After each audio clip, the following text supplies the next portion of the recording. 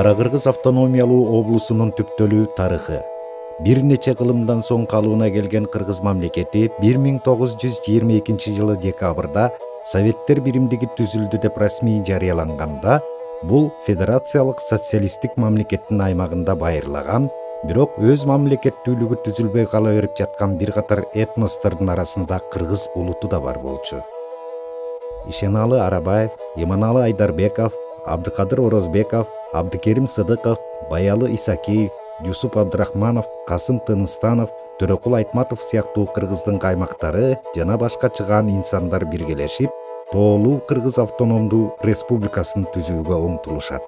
Бирок бул аракет ошол кездеги ички интригалардан улам ишке ашпай калган. Кыргыз мамлекеттүүлүгүн кайра калыбына келтирүүнү көздөгөн кыргыздын саясий элитасы бул тарыхый процессте улуттук кызыкчылык үчүн жанын аяган эмес. Коммунисттик партиянын борбордук комитетине кыргыз деген өзүнчө маданияты, тиешелүү жери бар, өзүнчө эл деп кайра-кайра кат жазып жүрүшүп, акыры Кара-Кыргыз автономдуу облусу катары 1924 жылы 14 октябрда бөлүнүп чыгышкан. Мына ошол чечим менен катар эле кыргыз жеринин географиялык аймагы чеги дагы аныкталган. Кара-Кыргыз автономиялуу облусу Пишпек 20 болуштук, Каракол Нарын 16 болуштук, Ош 20 болуштук, Жалал-Абад 10 болуштук кантондорунан түзүлүп, 6 шаар, 321 айыл кыштак, 5 хуторду камтыган.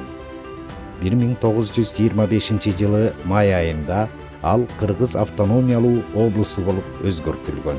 1926 жылы Кыргыз автономиялуу республикасы, 1936 жылы СССРдин курамындагы Советтик социалисттик республика макамын алган.